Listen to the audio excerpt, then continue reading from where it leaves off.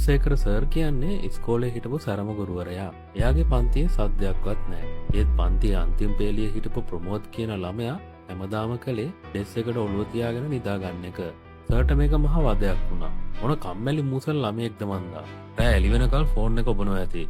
උන්ගෙන් රටට වැඩක් නැහැ. සර් හැමදාම ප්‍රමෝඩ්ට පන්ති ඉස්සරහ කෑ ගැහුවා. අවමන් කළා. දවසක් සර්ට හොඳටම කේන්ති ගියා.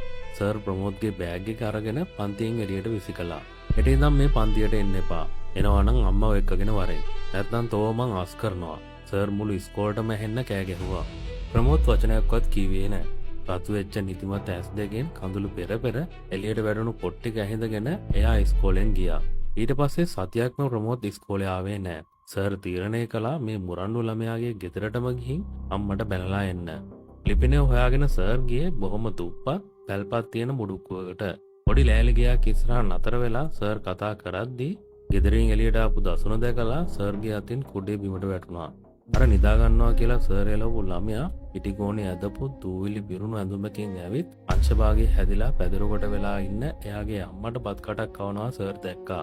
අල්ලපු ගෙදර මිනිස්සෙක් ඇවිත් සර්ට මෙහෙම කිව්වා. මහත්තයා, ඔය දරුවගේ තාත්තා මැරිලා. ඔය අවුරුදු 15 දරුවා රෑ 8 ඉඳන් පාන්දර 4 වෙනකම් මාකට් එකේ එළවලු ලොරි බානවා. එහෙම කරලා හොයන කීයෙන් හරි තමයි අම්මට බෙහෙත් තරම් මේ දරුවා උදේට ඉස්කෝලේ යන්නේ. සර් එදා ඒ දරුවෝ බදාගෙන මහා හයියෙන් ඇඬුවා. මතක තියාගන්න. අපි දකින්නේ මිනිසුන්ගේ පිටකවරේ විතරයි. පන්තියක නිදා ගන්න ළමයෙක්, ඔෆිස් එකේ තරහින් ඉන්න මිනිස්සෙක්, මේ හැමෝම පිටිපස්සේ අපි හීනකින්වත් නොහිතන මහා ලොකු යුද්ධයක් තියෙන්න පුළුවන්. ඒ නිසා මිනිසුන්ව විනිශ්චය කරන්න කලින් පොඩ්ඩක් කාරුණික වෙන්න. නැත්තම් එදාට කඳුළු සලන්න වෙන්නේ ඒ අයට නෙමෙයි, ඔබටමයි.